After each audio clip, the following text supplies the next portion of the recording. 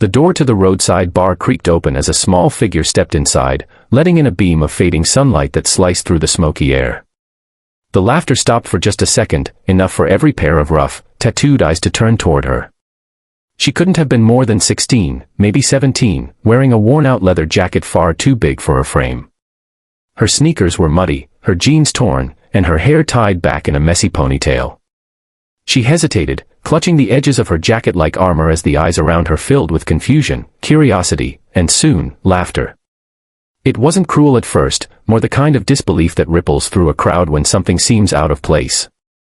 But then the laughter deepened, a few hoots echoing across the room. The Iron Wolves, one of the most feared biker clubs in the county, had never seen anyone like her walk in alone. A teenage girl, standing among grizzled men who rode steel monsters and lived by rules older than she was.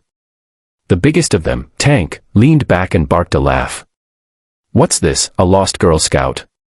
The room erupted again, bottles clinking, boots stomping. But the girl didn't move. She stood there, breathing slow, until the noise started to die down, and that's when they noticed the patch on the back of her jacket. Before we go further, if you believe in kindness, second chances, and the power of silent courage, please take a moment to like, comment, share, and subscribe to our channel Kindness Corner. Your support helps us spread stories that remind the world there's still good left in it. The patch wasn't ordinary. It was old, its colors faded, but the words were clear: Iron Wolves, founding member. A hush fell over the room. The men who had just been laughing suddenly straightened up, glancing at each other in disbelief. That patch wasn't something anyone could just buy. It belonged to legends, to the original riders who had built the club decades ago, long before most of these men had even joined. The girl turned slowly, meeting their eyes. Her voice trembled, but she didn't hide behind it. "This jacket belonged to my dad," she said softly. "Eli Rivers." A ripple of silence moved through the room like a cold wind. That name, Eli Rivers, was carved into the memory of every man sitting there. He had been one of the Iron Wolves' best riders, a leader, and a man who never backed down from a fight, or from doing what was right. He died years ago in an accident on Route 66, saving a family trapped in a burning car. None of them had seen his daughter since the funeral. And now, there she was, standing before them in his jacket. Her name was Mira. And she wasn't there to reminisce. She had come for help. Her mother's health was failing, the bills piling up, and no one in town seemed willing to lend a hand. "I didn't know where else to go," she admitted quietly. "Mom always said Dad's brothers would never let us fall." Her words hit like thunder. Around her, the laughter had turned to shame.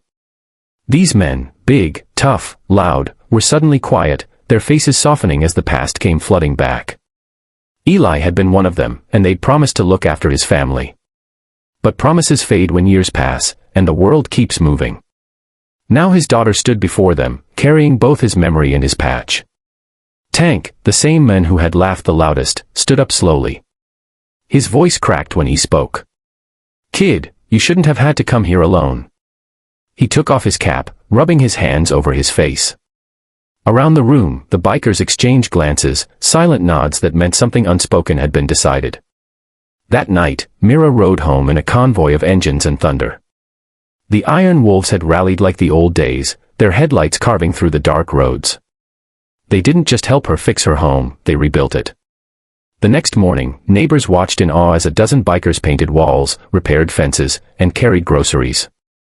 For the first time in years, Myra's mother smiled. But it wasn't just about repairs. Something inside the club had changed. Mira became a quiet symbol of what they'd lost, and what they'd found again. The old loyalty that had been buried under years of pride came roaring back. They started charity rides, delivering food to struggling families, raising funds for veterans, and visiting kids in hospitals, always wearing their patches proudly, always remembering why they began. And at every ride, right at the front, was Mira, riding her father's old bike, restored by the same men who once thought they had nothing left to fight for. The sight of her, young, determined, carrying her father's name, gave them purpose again. People in town began calling her the Little Wolf. Months later, during the annual Iron Wolves gathering, Tank handed Mira something wrapped in cloth. Inside was a new patch, custom made. It read, "Legacy Rider." below it, in smaller letters, daughter of Eli Rivers. As the men watched her sew it beside her father's original patch, not a single eye stayed dry. She looked up at them and smiled faintly. Dad used to say the patch doesn't make you strong, it reminds you who you ride for. The words echoed in the silent hall. And in that moment, every man in that room understood, it wasn't just leather or thread that held their brotherhood together. It was love, loyalty, and the kind of courage that doesn't need to roar to be heard. From that day forward, wherever the Iron Wolves rode, people noticed the young girl among them, the one whose jacket told a story louder than any engine. She wasn't just carrying her father's legacy. She was writing her own. If this story touched your heart, please don't forget to like, share, and subscribe to Kindness Corner. Every click helps us share more real stories of love, redemption, and humanity with the world. Before you go, tell us in the comments, what does loyalty mean to you?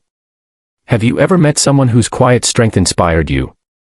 And as the engines of the Iron Wolves thundered down the open highway, the wind caught Myra's jacket, the twin patches glinting in the sun, a reminder that kindness, like legacy, never truly fades.